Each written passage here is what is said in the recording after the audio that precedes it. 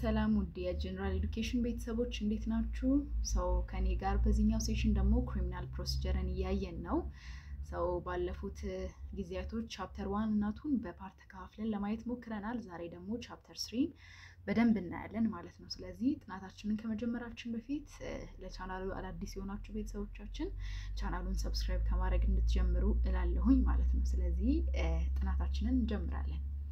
So chapter 3 it's all about remand, bail and habeas corpus የሚሉ ኮንሰፕቶችን በውስጡ የያዘ ነው። ስለዚህ ሁሉንም አንድ ባንድ እናያለን ማለት ነው። እሺ after a person is arrested it will take some time for the court to decide whether the suspect person has committed the crime or not. ስለዚህ አንድ ሰው ተጠርጥሮ ከታሰረ በኋላ ወንጀለኛ መሆን አለመሆኑን ለማረጋገጥ ታይም ይፈጃል ኦብቪየስሊ ምክንያቱም ኤቪደንሶች ስለሚፈልጉ ኢንቨስቲጌት ስለሚደረጉ እና ደግሞ ፈርዘር የሆነ ከወንጀሉን ለማረጋገጥ ወይንም ወንጀለኛውን ወንጀል መስራቱን ለማረጋገጥ የሚደረጉ ፕሮሰሶች ስላሉ እነዛ ሁሉ ፕሮሰሶች እስከሆኑ ድረስ ኦብቪየስሊ ነው ታይም ቴክ ያደርጋል ማለት ነው። whether the arrestee should remain in custody or be released pending the decision of the court is one of the central questions in any criminal proceeding. ስለዚህ በሁሉም criminal proceeding ለማለት በሚያስችል ደረጃ እነዚህ ሁሉ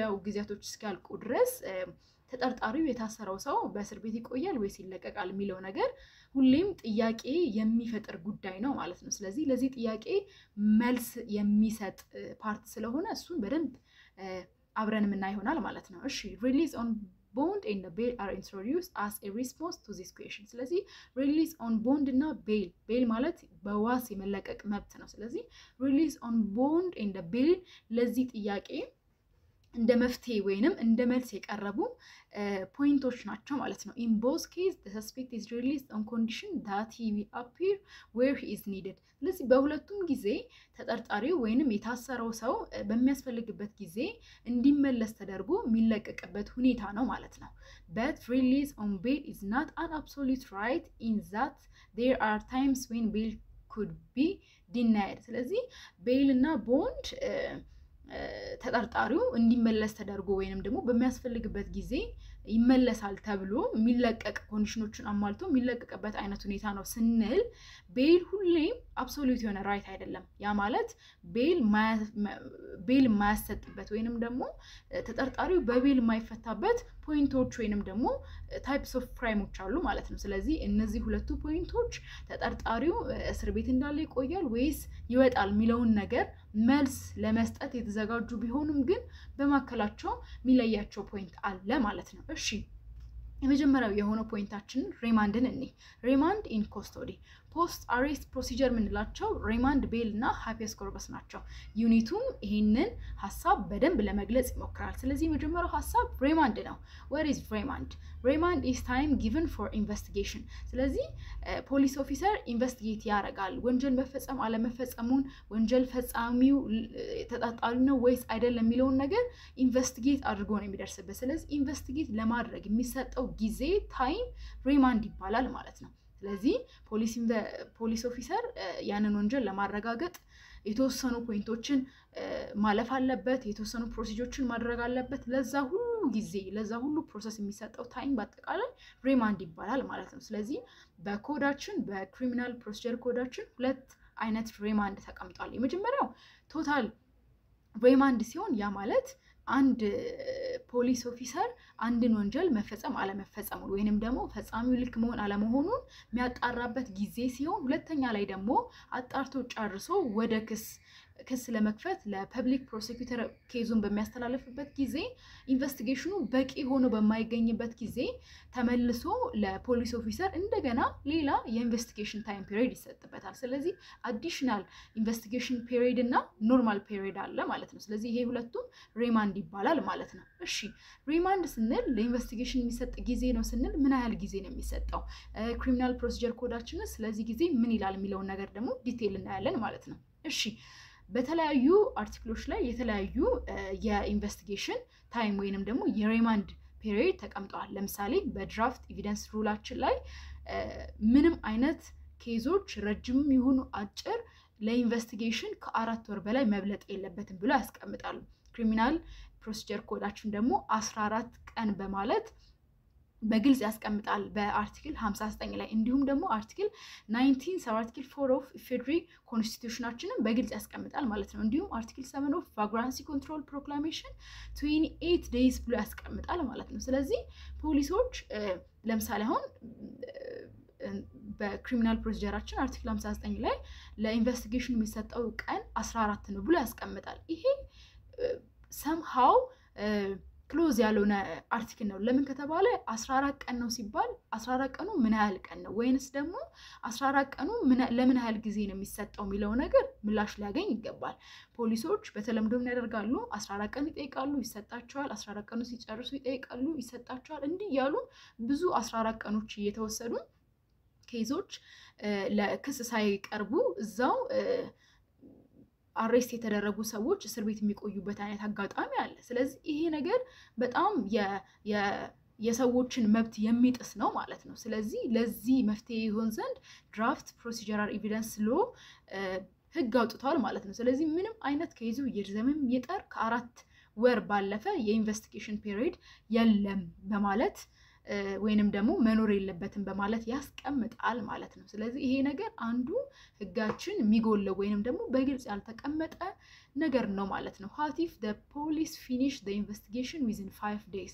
ስለዚህ በአርቲክል 59 ላይ ለአንድ ኬዝ ኢንቨስቲጌት ለማድረግ የሚሰጠው ቀን 14 ቀን ነው ካለን ፖሊስ ኦፊሰሩ በ5 ቀን ውስጥ ኢንቨስቲጌሽኑን ቢጨርስ ምንድነው የሚሆነው? ፌት የሚባለው ደግሞ በአርቲክል 19 ሰብ አርቲክል 5 ኦፍ ኢፌድሪ ኮንስቲቱሽናችን ላይ በግልጽ ተቀምጧል። ይሄም ደግሞ the right to speedy trial ጋር ስለሚሄድ በተቻለ አቅም ኢንቨስቲጌሽኑ በጊዜ ከተቀመጠለት ቀን በጊዜ የሚያልቅም ከሆነ አሪፍ ነው፣ እሰየው የሚያስብል ነው ማለት ነው። ስለዚህ ሪማንድ በአጠቃላይ ለኢንቨስቲጌሽን የሚሰጥ ቀን ወይንም ደግሞ የሚሰጥ ጊዜ ሲሆን የተለያየ ኮዶች በዚህ ዙሪያ የተለያየ ቀን አስቀምጠዋል ማለት ነው። ግን ድራፍት ሎአችን እስካሁን ወደ መሬት መጥቶ ስራ ስላልጀመረ አሁን ለጊዜው የምንጠቀመው አርቲክል 59 ኦፍ ክሪሚናል ፕሮሲጀር 14 ዴይ የሚለው ነው ማለት ነው። እሱን በደንብ ልትይዙ ይገባል ማለት ነው። ሪሊዝ ኦን ቤል ኤንድ ኢትስ ፐርፐስ። ሁለተኛው ደግሞ የቤል ጉዳይ ነው። እንግዲህ በክሪሚናል ፕሮሲጀራችን ወይንም ደግሞ መሬት ላይ ባለው ፕራክቲስ በክሪሚናል ሂደት ውስጥ በጣም አነጋጋሪ የሚባለው ፖይንት ወይንም ደግሞ ያስፈልጋል የሚባለው እንዲሁም ደግሞ አሻሚ የሆነ ግልጽ መሆን የሚገባው ሰዎች ሁሉ ሊያውቁት የሚገባው ሐሳብ የዋስትና ወይንም በዋስ የመለቀቅ መብት ነው ማለት ነው። ስለዚህ ህግም ላይ በጣም ክፍተት ስላለበት እንዲሁም ደግሞ ፕራክቲሱም ላይም እነዛ ህግ ላይ የተቀመጡ ክፍተቶች ፕራክቲሱም ላይም ሰፊ የሆነ ልዩነት ስላመጡ ይሄንን ሐሳብ በደንብ ልትረዱት ይገባል ማለት ነው። እሺ ቤል ስንል በዋስትና የመለቀቅ መብት ስንል ምን ማለታችን ነው? እንዲሁም ደግሞ ጥቅሙ ምንድነው ስንል ህጋችን በግልጽ ያስቀመጣቸው በዋስ የመለቀቅ መብቶች አሉ፣ ጥቅሞች አሉ። እሱን እናያለን ማለት ነው። እሺ ቤል ሰርቪስ ቱ ፐርፐስስ ኢንዲቪጁዋል ኤንድ ፐብሊክ ኢንተረስትስ። እሺ ቤል ዋነኛ ጥቅሙ ቤል ሐሳብ የመጣበትም ዋነኛ ጥቅሙ ኢንዲቪጁዋልን እንዲሁም ደግሞ ፐብሊክ ኢንተረስትን የሰፊውን ማህበረሰብ ጥቅምን እንዲሁም ደግሞ የአንድን ሰው ወይንም አሬስት የተደረገውን ሰው ጥቅምን ግምት ውስጥ በማስገባት ነው ማለት ነው። እሺ አሬስት የተደረገውን ሰው ጥቅም ግምት ውስጥ በማስገባት ነው ስንል እንዴት በማድረግ ነው ካልን ቤል መብትን በማስቀመጥ አሬስት የተደረገውን ሰው መብት መደገፍ ወይንም ደግሞ ኢንዲቪጁዋልን ሰስፔክት የሆነውን ሰው መጥቀም ማለት ነው። እንዴት ነው የምንጠቅመው ካለን ደግሞ በሁለት መንገድ ነው። የመጀመሪያው ፕሪዘምፕሽን ኦፍ ኢኖሰንስ፣ ቤል ምንሰጥ ከሆነ በዋስትና ሰው እንዲፈታ ምንፈቅድ ከሆነ የመጀመሪያው ፕሪዘምፕሽን ኦፍ ኢኖሰንስ ያንን ፕሪዚዩም እንዳረግን ይታሰባል ማለት ነው። ዩኒት ላይ ለማየት እንደሞከር ነው ማንኛውም ሰው ወንጀለኛ መሆኑ እስኪረጋገጥ ድረስ ንጹህ ሰው እንደሆነ ነው የሚታሰበው። ይሄ ማለት ፕሪዘምፕሽን ኦፍ ኢኖሰንስ ማለት ነው። ስለዚህ ሰው ቤል መብት ሰጠ ነው ማለት ወንጀል መፈጸም አለመፈጸምህን አልታወቀም፣ እርግጠኛ አልሆነም፣ እስከዚያው ግን ንጹህ ሰው ነክ እንዳልን ነው የሚቆጠረው ማለት ነው። ይሄ ደግሞ ለሰስፔክት ፐርሰኑ በጣም ትልቅ ጥቅም አለው ማለት ነው። ሁለተኛው ፕሪፓሬሽን ኦፍ ኤቪደንስ። እንዳያችሁት ከሆነ ሰው ታስሮ ፍርድ ቤት የሚቆይ ከሆነ ወይንም እስር ቤት የሚቆይ ከሆነ ወጥቶ ኤቪደንሶችን ለማስተካከል ኬዙን ዲፌንድ የሚያደርግበትን ሁኔታ ማስተካከል እና የመሳሰሉት ጉዳዮች ማይመች አይነት ሁኔታ ነው። ለምን ከተባለ መንቀሳቀስ የማይቻልበት ሙቭ ለማድረግ ነፃነትን የማያገኝበት ቦታ ስለሆነ ተጠርጣሪው የታሰረው ሰው ወጥቶ ኤቪደንሶችን እንዲያስተካክል ኬዙን ለማሸነፍ የሚረዳው መንገዶችን ሁሉ መጠቀም እንዲችል እድል የሚሰጠው ፖይንት ነው ማለት ነው ስለዚህ ከሰስፔክቱ አንፃር presumption of innocence preparation of evidence የሚጠቅም ሆኖ ሳለ በፐብሊክ ኢንተረስት አኳያ ደግሞ ስናየው served by denying bailን በመከልከል ደግሞ ትልቁን ማህበረሰብ ኢንተረስት እናስጠብቃለን ማለት ነው እንዴት ከተባለ እሱንም በሶስት መንገድ ነው የመጀመሪያው probability make witness change their minds አንዳንድ ጊዜ የታሰሩ ሰዎች የዋስትና መብት ካገኙ በኋላ ከወጡ በኋላ ወንጀሉን ሲፈጽሙ ያዩአቸውን ሰዎች ዊትነሶቹን ማይንዳቸውን እንዲቀይሩ ሐሳባቸውን እንዲቀይሩ የሚያደርጉበት ሁኔታ አለ ይሄ ደግሞ ለሰፊው ማህበረሰብ ለፐብሊክ ኢንተረስት በጣም አጌንስት የሚሆን ሐሳብ ነው ምክንያቱም ወንጀለኛ መታሰር አለበት ወይንም ደግሞ መማር አለበት መታረም አለበት ይሄ ሁሉ እንዳይሆን ስለሚያደርግ ማለት ነው ፍትህ እንዳይመጣ ስለሚያደርግ ቤልን ዲናይ በማድረግ public interestን ሰርቭ ይደረጋል ማለት ነው ሁለተኛው probability intimidation of witness probability destroy of evidence ከወጣ በኋላ ኤቪደንስን ዲስትሮይ ያደርጋል ተብሎ ስለሚታሰብ ለምሳሌ አሁን የተለያዩ ዶክመንቶች ካሉ ወንጀሉ መረጋገጡን የሚያሳዩ እነዛን ዶክመንቶችን ያርቃል ወይንም ደግሞ እንዲጠፉ ያደርጋል ዲስትሮይ እንዲሆኑ ያደርጋል ተብሎ የሚታሰብ ከሆነ ቤል ዲናይል በማድረግ ወይንም ቤል ባለመስጠት የሰፊውን ማህበረሰብ ጥቅም ያስጠብቃል ወይንም ደግሞ ይጠበቃል በዚህ መልኩ ተብሎ ይታሰባል ማለት ነው ስለዚህ release on bail በዋስ የመለቀቅ መብትን ስናስብ ህጉ ሁለት አይነት ጥቅሞችን አስቀምጧል ከታሰረው ሰው አኳያና ከፐብሊክ ኢንተረስት አኳያ ጥቅሞች አሉት ብለዋል ስለዚህ ይሄንን ጥቅሞች ደግሞ በዚህ መልኩ አይተናል ማለት ነው እሺ bail is the constitutional right of the accused ስለዚህ አርቲክል 19 ላይ በግልጽ እንደምናየው በዋስ የመለቀቅ መብት የአኪዩዝዱ ኮንስቲቱሽናል ራይት ነው ማለት ነው ያ ማለት መብት ነው ማንንም ሰው ሊነጥቀው ማይችል ወይንም ደግሞ ማንንም ሰው ሊነፍገው ማይችል መብት ነው ግን ደግሞ መብት ነው ስንል በአጠቃላይ መነካት አይችልም ወይንም ደግሞ ያ መብት ሊገረሰስ አይችልም ማለት አይደለም አርቲክል 23 of criminal procedure article 180 38 sub article 1 of draft procedure evidence rule plus article 19 sub article 6 of constitution በግልጽ አስቀምጠዋል ማለት ነው ምንድነው ያስቀመጡት ቤል ማይሰጥባቸው ሁኔታዎች በግልጽ ተቀምጠዋል እሺ ኤክሰፕሽኖችን እንዴ ክሪሚናል ፕሮሲጀራችን ላይ በግልጽ አርቲክል 67 ላይ ቤል አላውድ ማይሆኑበትን ምክንያት ተቀምጧል በሰዎች በዋስ ማይፈቱበት ምክንያት ምን ሲሆን ነው ምን አይነት ኮንዲሽኖች ሲሟሉ ነው የሚለውን ነገር በግልጽ አስቀምጦልናል የመጀመሪያው unlikely compliance with the bail terms ቤል በራሱ የሚያስፈልገው ኮንዲሽን አለ ሰው በዋስትና መብት በዋስ ይለቀቃል ሲባል ዝም ብሎ ሳይሆን ማሟላት የሚገባው አለ ዋስ ማዘጋጀት አለበት በብርም ከሆነ ብሩን መክፈል አለበት ቃል መግባትም ከሆነ እንዳያደርግ የሚጠበቅበት ሁኔታም ካለ እሱን እንዳያደርግ የሚያስፈልጉ ነገሮችን ሁሉ ማሟላት አለበት ከነዚህ ሁሉ ነገሮች ወይንም ቤል በዋስ ለመለቀቅ የሚያስፈልገውን ነገር ኮምፕሌን ማያደርግ ከሆነ ያ ሰው የቤል መብት አያገኝም ማለት ነው likely commit another offense አንዳንድ ጊዜ ከባባድ ወንጀል ፈጽመው የገቡ ሰዎች እንዲሁም ትናንሽ የሚሆን whatever ወንጀል ፈጽመው ወደ እስር ቤት የሚገቡ ሰዎች ቤል ከተሰጣቸው በኋላ ሌላ ኦፌንስ ያደርጋሉ ተብሎ ሲታሰብ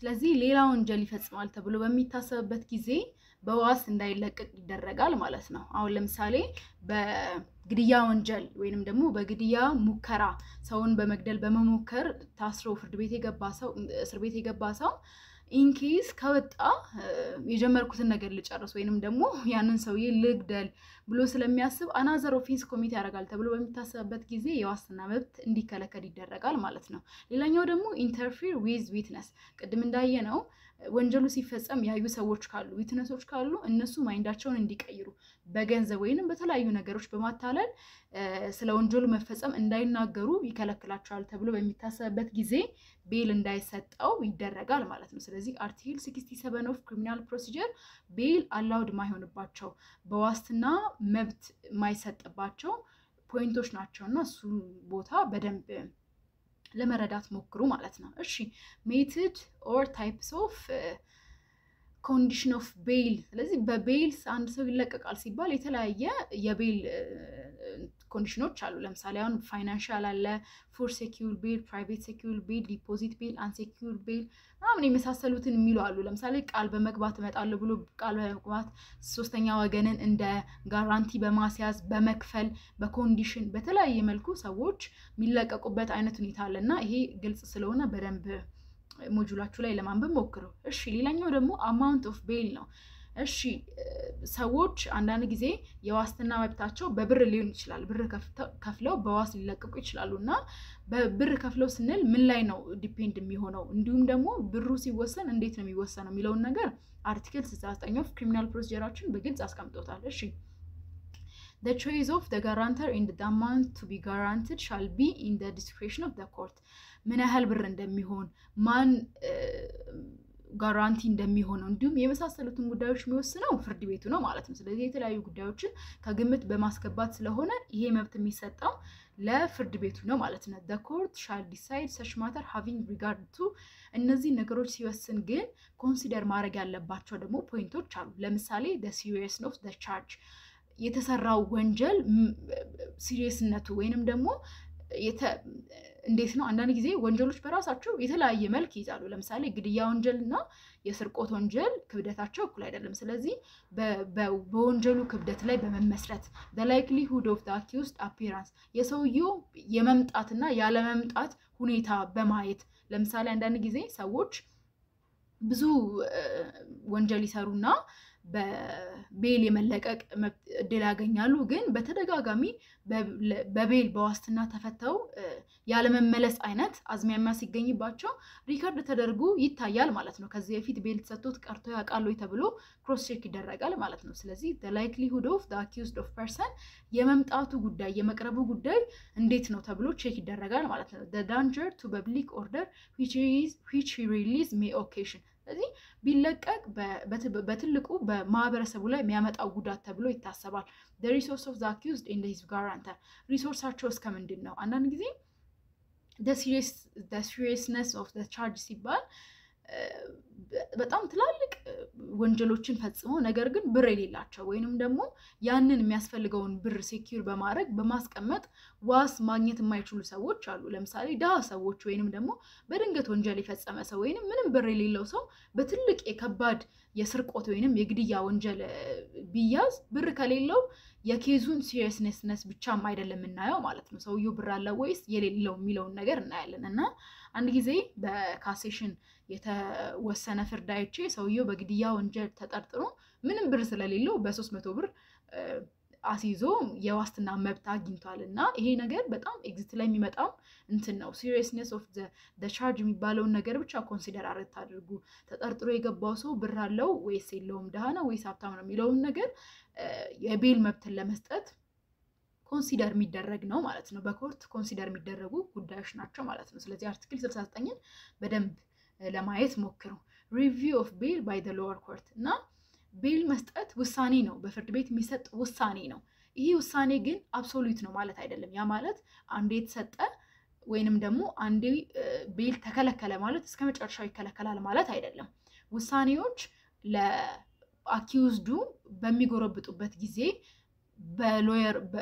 በሎየር ኮርት በሚታዩበት ጊዜ አለ ወይንም ደግሞ በአፒል የሚታዩበት ጊዜ አለ እሺ በዛኛው ቤል በሰጠው በራሱ ፍርድ ቤት መች ነው የሚታየው መች ነው ሪቪው የሚደረገው የቤል ዲሲሽን ጀጅመንት ከተባለ አንደኛ አርቲክል 64 ላይ እንደተቀመጠው ኒው ፋክትስ ነው አዳዲስ መረጃዎች ሲመጡ ምን ይላል መሰላችሁ where certain facts are disclosed which were unknown when bail was granted the court may at any time of its own motion or on application reconsider the condition on which bail has been granted and may order the released person to produce new surety or to be remanded የዋስ መብት በሚሰጥበት ጊዜ ያልታወቁ አይነት መረጃዎች ካሉ ወይንም ያልተገኙ አይነት መረጃዎች ካሉ እና አዘይንድ ኦፍ ዘዲ ከታወቁ እንደገና ሪቪው ተደርጎ ማስተካከያ የሚደረግባቸው ምክንያቶች አሉ ማለት ነው ለምሳሌ አሁን አንድ ሰው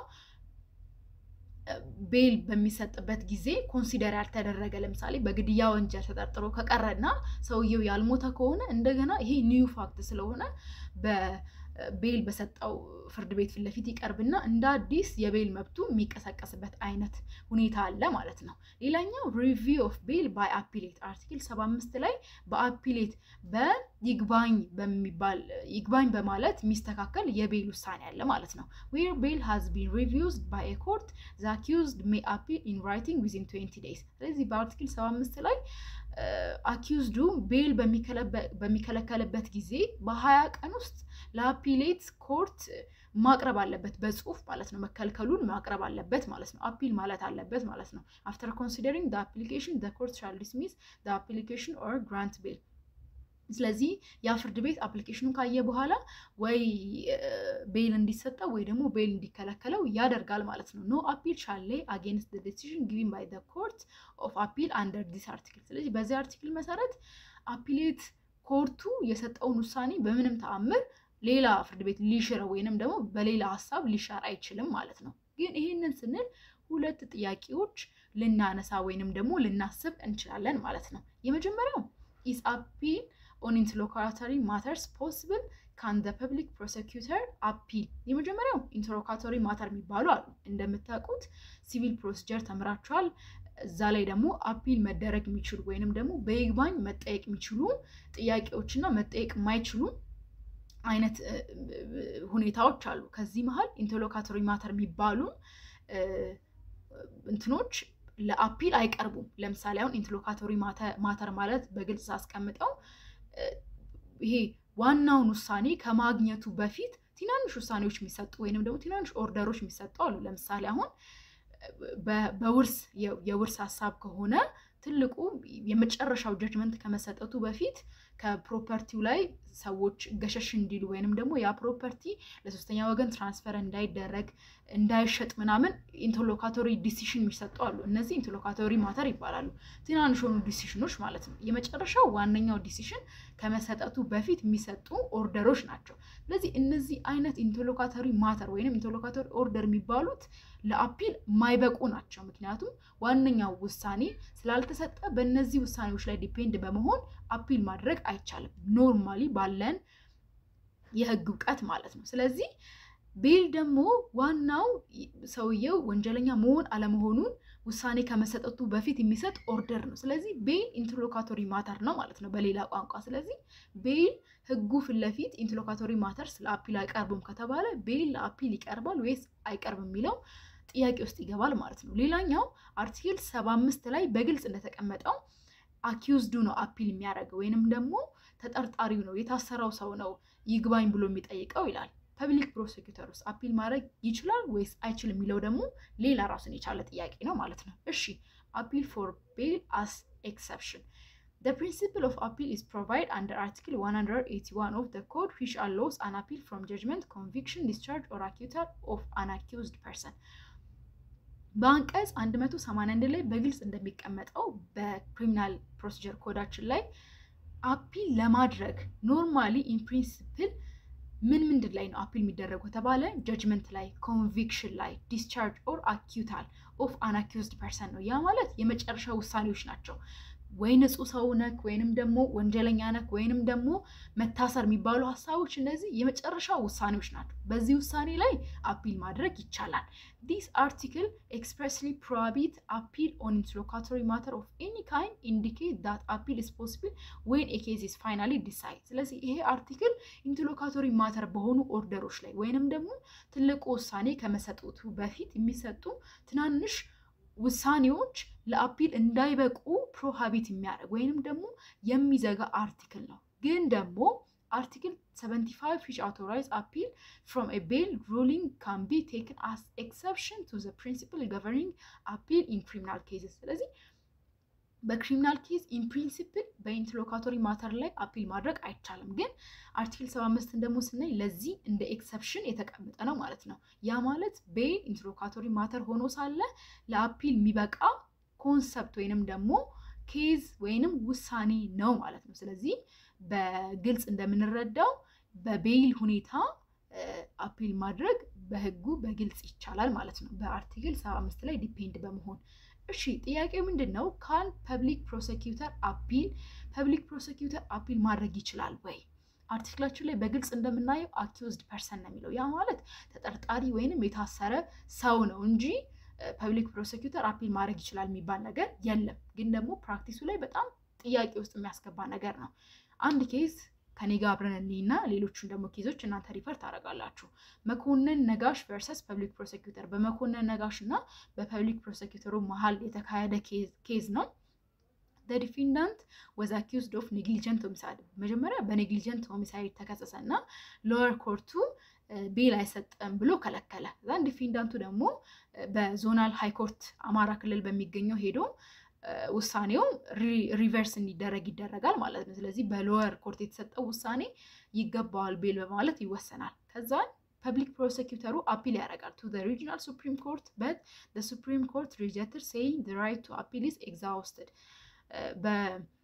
በክልሉ ከፍተኛ ፍርድ ቤት ሄዶ ፐብሊክ ፕሮሲኪዩተሩ አፒል በሚያደርግበት ጊዜ አፒል የማድረግ የይግባኝ መጠየቅ መብትክ ኤግዛውስትድ ሆኗል በማለት ይመልሱታል ማለት ነው። ከዛን ፐብሊክ ፕሮሲኪዩተሩ አፒል to the cassation bench of federal supreme court ለካሴሽን ለሰፐር ሰሚ ችሎት ሄዶ እንደገና አፒል ያደርጋል ማለት ነው። ስለዚህ አዘይንዶ ዘዴ ፌደራል ሱፕሪም ኮርት የስር ፍርድ ቤትን ቤል ይገባዋል የሚለውን ሐሳብ ሪጀክት አድርጓል ማለት ነው። ምን በማድረግ ሁለት ውሳኔዎችን በመወሰን ወይንም ሁለት ሐሳቦችን በማስቀመጥ ቤል መስጠት የለበትም ብሎ ይወስናል ማለት ነው። የመጀመሪያው the federal supreme court decide that the public prosecutor has the right to appeal by analogy even if article 75 of criminal procedure deals with the right of the accused only. article 75 ላይ የተቀመጠው accused ብቻ አፒል የማድረግ መብት ቢሰጠውም ግን በአናሎጂ ለፐብሊክ ፕሮሲኪዩተሩም መብት ሰጥቷል በማለት ወይንም ደግሞ በአናሎጂ በመውሰድ ፐብሊክ ፕሮሲኪዩተሩ አፒል ማድረግ ይችላል ብሎ አንደኛውን ሐሳብ አስቀምጧል። ሁለተኛው ደግሞ the supreme court decide that the public prosecutor is not prevented when the appeal court reversed the lower court decide but the accused is not allowed. ኖርማሊ እንደምታውቁት አፒል ማድረግ የሚችለው ሰው ውሳኔው ሪቨርስድ ከሆነ ነው። ለምሳሌ አሁን በስር ፍርድ በመጀመሪያ ፍርድ ቤት ለአኪዩዝዱ ተወሰነ ነበር። እዚህ አፒል ሲደረግ ድጋሚ ለአኪዩዝዱ የሚወሰን ከሆነ አፒል ማድረግ አይቻልም። ሁለት ጊዜ ተመሳሳይ ሁኔታ ስለሆነ ተመሳሳይ ውሳኔ ስለተሰጠ ማለት ነው። ግን ካሴሽን ቤንች መብታቸው እዛ ሄደው አፒል የማድረግ መብታቸው እንዳለ ሆኖ ማለት ነው። ስለዚህ ሁለት ጊዜ ለአኪዩዝዱ በሚወሰንበት ጊዜ ፐብሊክ ፕሮሲኪዩተሩ እንደገና አፒል ማድረግ አይችልም ማለት ነው። ስለዚህ እነዚህ ሁለት ቅድመ ሁኔታዎች በማስቀመጥ ፐብሊክ ፕሮሲኪዩተሩ አፒል የማድረግ መብት አለው ብሎ ፌደራል ካሴሽን አስቀምጧል ማለት ነው። ስለዚህ ህጋችን እዚህ ጋር ሰምሃው ክፍተት አለው። ምክንያቱም 75 ላይ አርቲክል ሄዳችሁ ስታዩ አኪዩዝዱ ነው አፒል የማድረግ መብት ያለው ይላል። ግን ስለ ፐብሊክ ፕሮሲኪዩተሩ ምንም የሚያወራ ነገር ስለሌለ ሰምሃው አጠያያቂና ትንሽ ግራ የሚያጋባ ነው ማለት ነው። ግን እኛ እንደ ህግ ኖርማሊ የካሴሽን የሰበር ሰሚ ችሎት ውሳኔዎችን እንደ ህግ የመቀበል ግዴታ ስላለብን ፐብሊክ ፕሮሲኪዩተር አፒል ማድረግ ይችላል ብለን እንወስዳለን ማለት ነው። እሺ according to article 5 of anti-corruption rule of evidence proclamation, any aggrieved by the decision of the lower court on the issue of bail has the right of appeal. ስለዚህ በአንቲ ኮራፕሽን የወጣው እንትን ላይ ፕሮክላሜሽን ላይ አርቲክል 5 ላይ ሄዶ ለፐብሊክ ፕሮሲኪዩተር አፒል የማድረግ ራይት ሰጥቶታል ማለት ነው። ስለዚህ በግልጽ አስቀምጦታል ማለት ነው። እሺ PowerPoint article 63 is cumulative or alternative reading. እዚህ አርቲክል 63 ደግሞ ዋነኛው የቤል ሐሳብ በሚነሳበት ጊዜ አነጋጋሪ የሚያደርግ ፖይንት ነው። እሱም ምን እንደሆነ በደንብ እንመልከት። ስለዚህ አርቲክል 63ን በመናይበት ጊዜ አንድ ፖይንት አለ። እሱም ቤል የሚሰጥባቸው ሁኔታዎች ብሎ ያስቀምጣልና ላምብላችሁ። እሺ article 23 principle, whoever has been arrested may be released on bail where the offense with which he is charged does not carry the death penalty or rigorous imprisonment for 15 years or more, and where there is no possibility of the person is respect of whom the offense was committed dying.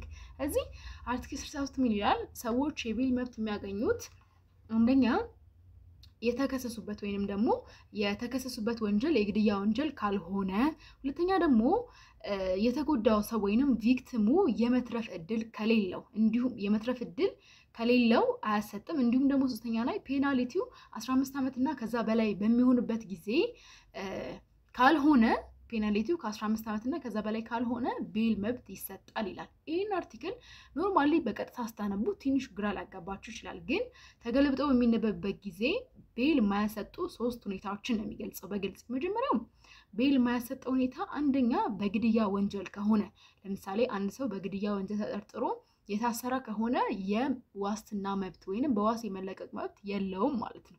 ሁለተኛ ደግሞ የተጎዳው ሰው ወይንም ቪክቲሙ በተጠርጣሪው የተጎዳው ሰው የመትረፍ እድል ከሌለው ወይንም ደግሞ የመዳን እድል ከሌለው፣ አንዳንድ ጊዜ ሰዎች በጣም በከፍተኛ ሁኔታ ቆስለው ኮማ ውስጥ በሚገቡበት ጊዜ የመትረፍ እድል ከሌላቸው በዛ ዙሪያ ተጠርጥረው እስር ቤት የገቡ ሰዎች የዋስትና መብት የመለቀቅ መብት አይኖራቸው ማለት ነው። ሶስተኛ ላይ ደግሞ ፔናልቲው 15 ዓመት እና ከዛ በላይ የሚያስቀጣ ከሆነ፣ ለምሳሌ አሁን ቴሮሪዝም አክትን ካየን ቅጣታቸው ከ15 ዓመት እስከ 25 ዓመት እንዲሁም ከዛም በላይ ናቸው። ስለዚህ በቴሮሪዝም ወንጀል የተጠረጠረ ሰው ቤል መብት አይኖረውም ማለት ነው። ስለዚህ አርቲክል 63 ኮሚሌቲቭሊ አንድ ላይ ነው የሚነበቡት ወይስ አንድ በአንድ ነው የሚነበቡት የሚለው ነገር በጣም አነጋጋሪ ጉዳይ ነው። ኮሚሌቲቭ ነው የምትሉ ከሆነ አንድ ሰው በዴዝ ፔናልቲ ተጠርጥሮ ከሆነ ወይንም ቪክቲሙ የመትረፍ እድል ከሌለው እንዲሁም ደግሞ ቅጣቱ 15 ዓመት እና ከዛ በላይ የሚሆን ከሆነ ነው። እነዚህ 3ቱ ነገር የሚሟሉ ከሆነ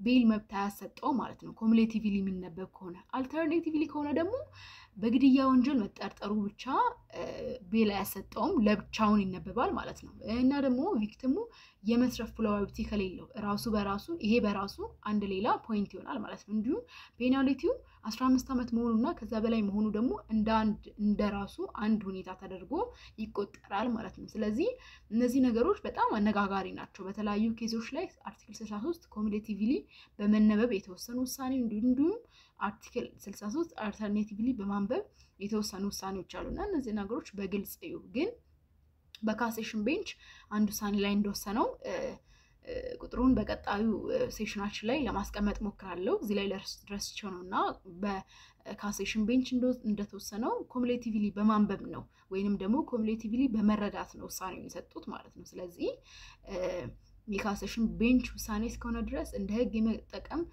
ግዴታ ስላለብን አርቲክል 63 ሶስቱንም የሚያሟላ ከሆነ ብቻ ነው አንድ ሰው የቤል መብት ሊከለከል የሚችለው ማለት ነው። ወይንም ደግሞ የቤል መብት እንዳያገኝ በዋስ የመፈታት መብቱ ማይከበርለት 3ቱ ሁኔታዎች ሲሟሉ ነው ማለት ነው። ያ ማለት በግድያ ወንጀል ከተጠረጠረ፣ ቪክቲሙ የመትረፍ ፕሮባቢሊቲ ከሌለው እንዲሁም ደግሞ ወንጀሉ ከ15 ዓመት በላይ ወይንም 15 ዓመት የሚያስቀጣ ከሆነ ነው ማለት ነው። እሱን አርቲክል በደንብ ሄዳችሁ አንብቡ፣ ሞር ለመረዳት እንደዛ አድርጉ ለማለት ወዳለሁ። ሌላኛው ደግሞ habeas corpus ነው። habeas corpus it is civil remedy simply mean you have the body. It refers to the judicial determination of the legality of a person detention. ለዚህ habeas corpus ማለት የሲቪል ሬሜዲ ነው። ያ ማለት ሰዎች ኢሌጋል በሆነ መልኩ መታሰር የለባቸውም ወይንም ደግሞ እስር ቤት መቆየት የለባቸውም የሚል you have body የሚል ጽንሰ ሐሳብን የያዘ ነው። The essence and the purpose of the right to habeas corpus is related with preferential freedom. ስለዚህ ይሄ habeas corpus የሚገናኘው ከፍሪደም ከነጻነት ጋር ነው ማለት ነው። በስር ክላሶች ለመማር እንደሞከርነው 11 12 ኤሌመንተሪ ክላስ እያለን የተማርነው habeas corpus ሁሉ የሚገናኘው ከእቺ አንድ ሰው በ48 ሰዓት ጊዜ ውስጥ ፍርድ ቤት መቅረብ አለበት ከሚል ሐሳብ ጋር ብቻ ነው ስንማር የነበረው እስከማስታውሰው ድረስ። ግን habeas corpus እንደዛ ሳይሆን ሰፊ ሐሳብ ነው። ኢሌጋሊ ዲቴይንድ የተደረገ ሰው ወይንም ደግሞ ኢሌጋል በሆነ ወይ የታሰረ ሰው ካለ ወይንም ኢሌጋል በሆነ ወይ ፍርድ ቤት እንዲቆይ የሚደረግ ሰው ካለ habeas corpus የሚለውን መብቱን በመጠቀም ከፍርድ ወይንም ከእስር የመውጣት እንዲሁም ደግሞ ጥያቄውን የማግኘት የሚሰጠው መብት ነው ማለት ነው habeas corpus። ለምሳሌ አሁን ሰዎች ነፃ ናችሁ ተብሎ ከተወሰነ በኋላ ፍርድ ቤት የሚቆይ ከሆነ ይሄ በhabeas corpus ሄዶ መጠየቅ ይችላል ማለት ነው። ስለዚህ በአጠቃላይ ኢሌጋሊ ዲቴንሽን የቀረበባቸው ማንኛውም ሰዎች ቢኖሩ ሃፒየስ ኮርፐስ ለዚህ እንደ መፍትሄ የመጣ ሬሜዲ ነው ማለት ነው ስለዚህ ሃፒየስ ኮርፐስ ይሄ ከ48 ሰዓቱ ብቻ ሳይሆን በአጠቃላይ ማንንም ሰው ኢሌጋል በሆነ ወይ ዲቴንሽን የሚደርስበት ወይንም ደግሞ ኢሌጋል በሆነ ወይ እስር ቤት እንዲቆይ እንዲሁም መብቱ ማይከበረለት ከሆነ በሃፒየስ ኮርፐስ ሬሜዲ መጠየቅ ይችላል ማለት ነው ይሄ የሲቪል ሬሜዲ ነው ከክሪሚናል ኮዱ ላይ በግልጽ የለም ከሲቪል የተወሰደ ሬሜዲ ነው ማለት ነው ስለዚህ ይሄኛውን ቆይታችንን በዚህ መልኩ ጨርሰናል ቻፕተር 4 ፓርት 1ን ቀጣይ እናያለን ስለ ፕሮሲኪዩሽን ስላዳመጣችሁኝ አብራችሁኝ ስለቆያችሁ አመሰግናለሁ ደህና ቆዩ ለማለት እወዳለሁ